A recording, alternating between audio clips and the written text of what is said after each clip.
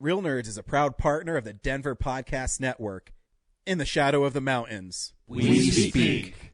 Hello, everybody. I'm JD Lopez, the host of Left Hand Right Brain. It's a free-flowing, wide-ranging conversation that I have with artists doing interesting and creative things here in Denver and beyond. We talk about their personal stories, break down their creative process, and what motivates them. Spoiler alert, it's mostly spite. We talk about all these things and more while kicking back, cracking wise, and always having a good time. You can find old episodes and everything you need to know at lefthandrightbrainpod.com.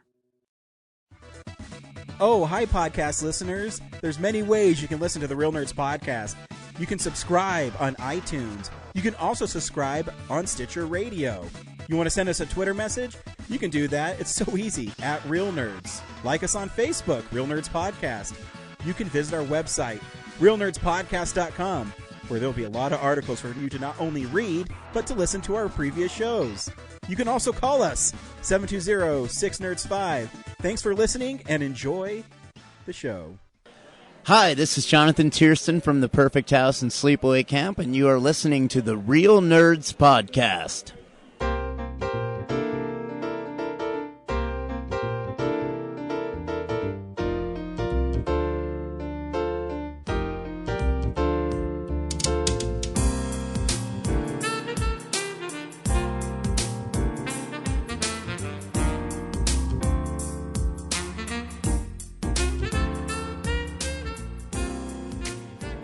Welcome to another Real Nerds Podcast interview from Denver Pop Culture Con 2019. Hope you enjoy. Welcome to Real Nerds Podcast live from Denver Pop Culture Con 2019. I'm joined by Brandon Massenberg.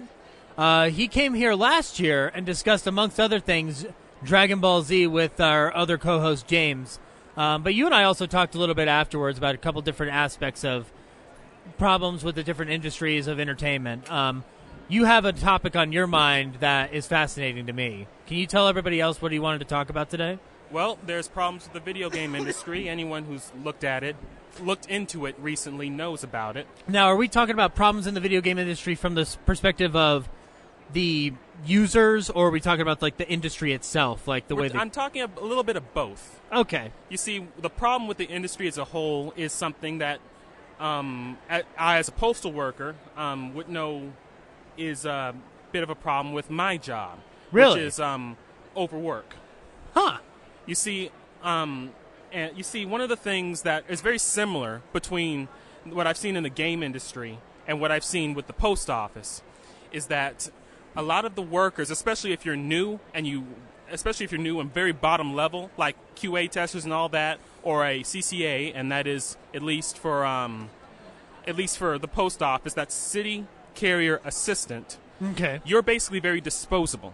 Uh-huh. And you can be worked for as long as they as your supervisors or managers want you to be worked. Really? Until they're done with you. Huh. And they will constantly hold the threat of firing over your head. And at least for the post office, if you're in the first 90 days of the post office, if you're fired for any reason whatsoever, at least this was how it was explained to me, if you're fired for any reason, no matter what, that's it.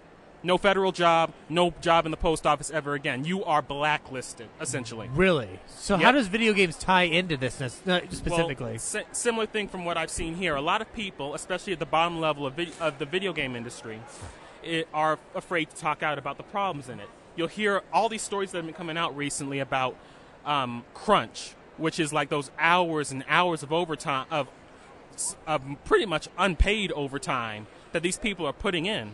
And these to get these games out on time. And these are from all the major developers, pretty much anyone you can think of. Blizzard, Telltale, EA, Riot Games. A lot of these companies keep having these stories come out nonstop, like clockwork, and it's only recently that we're finding out about them. And what are they doing to respond to that situation at the current moment? Like, what's their official statement? For like these companies? Yeah, like just in general. They have very dry responses, very cookie cutter, very PR kind of responses. Pretty much all of them boil down to we're working on it, we'll be improving, and all this other stuff. The kind of empty words that you hear from any corporation that gets caught doing something wrong, but it's not wrong enough to put out enough outrage that would have the government get involved. Right. Well, it's very similar for VFX workers in the film industry. Like, some of them get overworked to death because you hire a bunch of different outlets and services to do different aspects of a film sometimes. I mean, at least in the post office, we have some protection, which would be the unions. Right, exactly. And that's why I am fully for like the video game designers and video game workers in the industry unionizing. Yeah. Because they need some kind of protection, because I mean, you'll see it in any industry, every industry throughout history. You think about the Industrial Revolution. What is one of the main things you saw? Kids 10 years old working in massive machines, possibly getting crushed. Right. Very few safety standards. People working in mines with no filters or equipment or safety equipment that could keep them from getting sick. Right. And if you're fired, you're screwed. Right. You could be dropped for no reason. Exactly. And I mean, the at-will kind of mentality. And it's something that you see constantly throughout history. And the video game is only recently come into its own, become a massive industry like it has in the last few years. Right. I mean, when you think about video gaming back in like the 80s or the 90s, it was nowhere near this big. It was nowhere near this profitable. It's a little more insular of a situation. Exactly. Like, yeah, I mean, like, sure, it was nice. Sure, the kid who had the, let's say, the Nintendo 64 or the PlayStation, he was cool, but it wasn't like everyone had full access to like. Everyone had full access to like Diablo or something like that. The online component changed everything. Yeah, everything from the online components to the sheer number of games coming out nowadays. Yeah, which seem massive. Like, if I can't name one of them right now, like, that's what's like. It's not even just the consoles. It's computer games and everything like that, online gaming, everything like that. There's a massive amount, so therefore it must require all those workers, but. Yeah, if they don't unionize, then like they're not getting protected. So yeah, because that's the one thing that you'll see the corporations, when you make them as a whole, it spreads out the responsibility to just this amorphous thing. It doesn't spread out the responsibility to this one person or that one person. You don't have, and because of that, you could almost say it spreads out the empathy as well. The way I see it, you don't have anyone at the top feeling the pain that these people are going through. Yeah. And if those people get called out on it, you'll have those people at the top saying those empty promises like, "Oh, we'll improve things," or "We'll get better," and all this other stuff. And because of that almost widespread mass that a corporation can be. Right.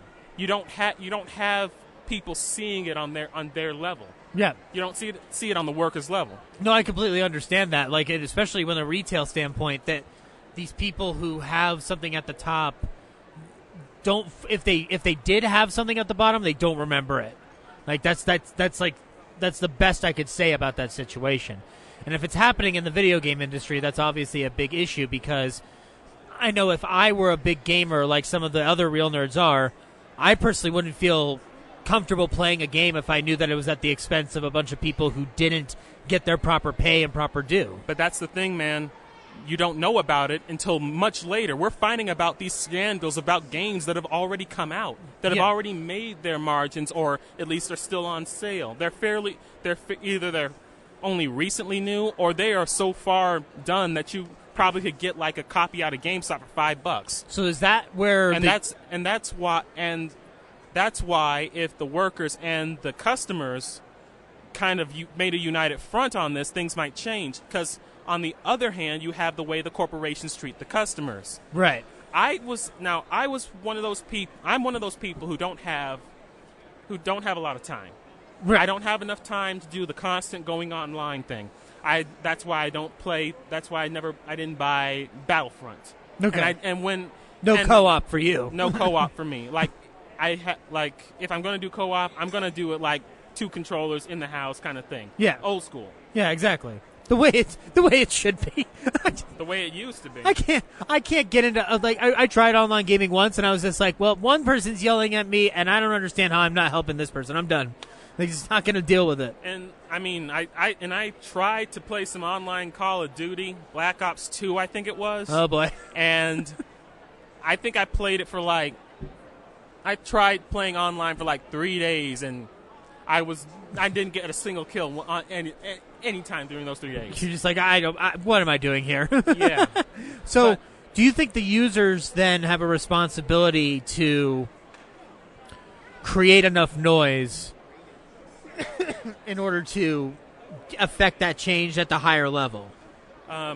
Well, I guess I would say yes.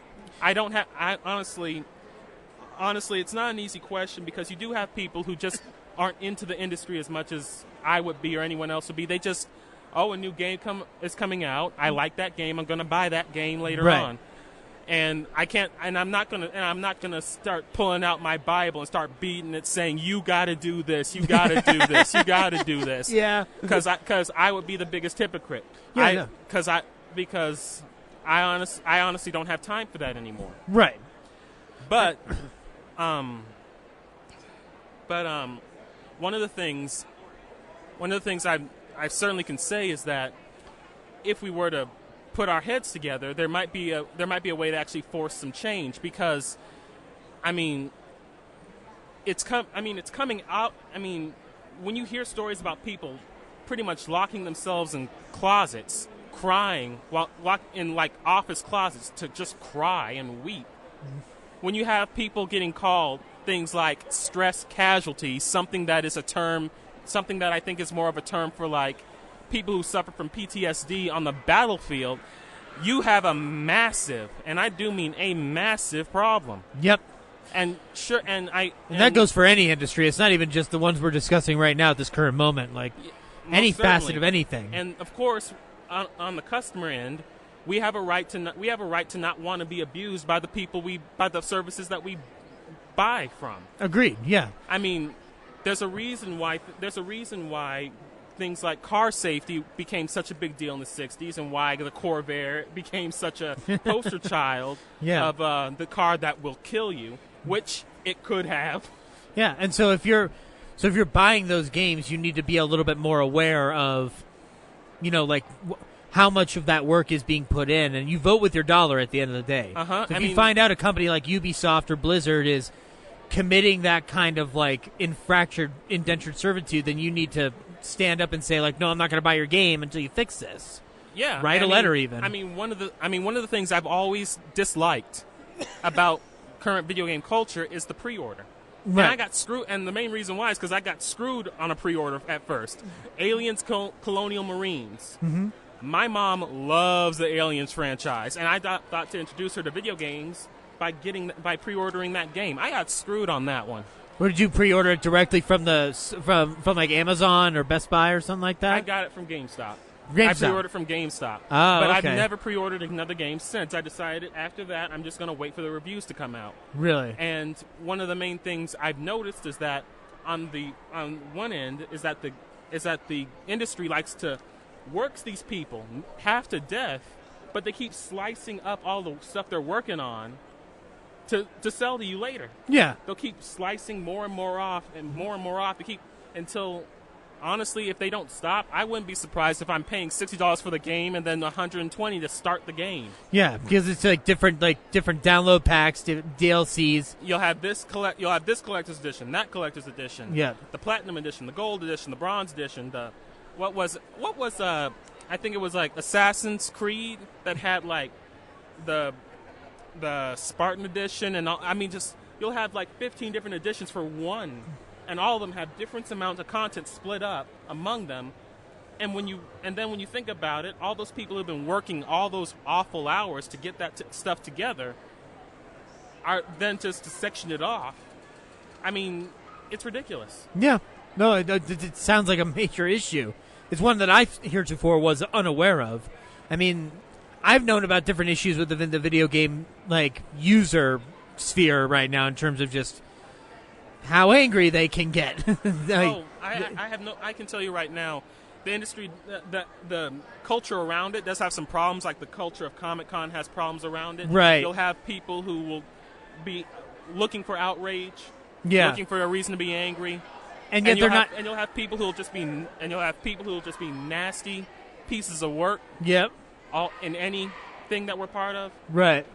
So, but that also doesn't mean that there isn't a reason behind some of the anger. Yeah. Why there isn't a reason behind that kind of almost off the cuff backlash that comes with some of these business decisions. Yeah. Well, and if anything, the word entitled gets thrown around a lot. Yeah. But I've never seen anyone more entitled than these corporations who will think they're entitled to your money. Yeah. Entitled to, we'll split this off, and if you want to have this, you got to pay us $20 more and all this other stuff. They try and squeeze your money out of your wallet. And the thing is, gaming for me has become far too expensive. Yeah. If I want to buy a game, I'm just going to get stuff from the PS3 era. Yeah. From PS3 and like maybe some of the early PS4 games. Yeah. Just buy used. Or just wait until the whole collector's edition comes out. Yeah. But I'm not going to get a new game day one or the day one edition. Yeah. They also have a day one edition if you pre-ordered the game. So, I mean, you see how ridiculous it can get. It's certainly a lot more immersive and expansive than I remember it being when I stopped gaming. So, but like to me, like the bigger issue is that like when I see a lot of different like controversies or different like frustrations within a gaming community, even just by an article, since I'm not like dug into that culture, it doesn't register a lot with me. But it seems like it's furthest away from anything actually important. So like what you're bringing up is an actual issue. What I'm seeing them getting angry about is like 500 people on Twitch that shouldn't be using the service Twitch.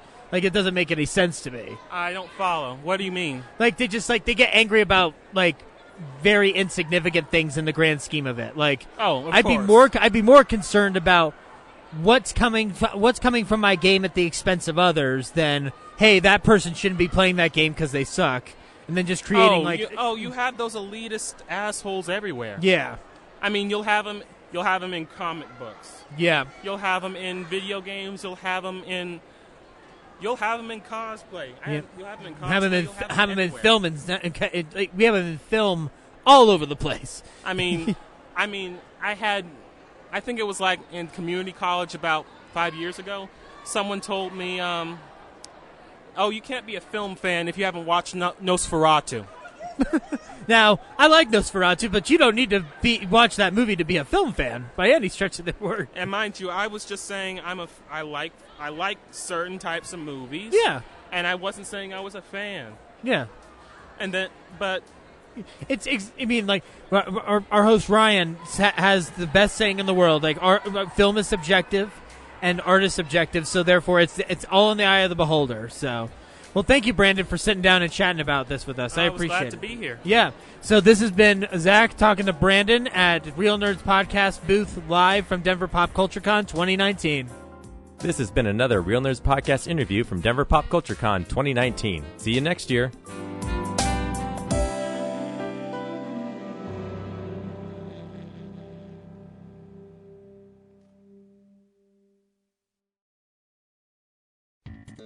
Thank you for listening to this episode of Real Nerds Podcast.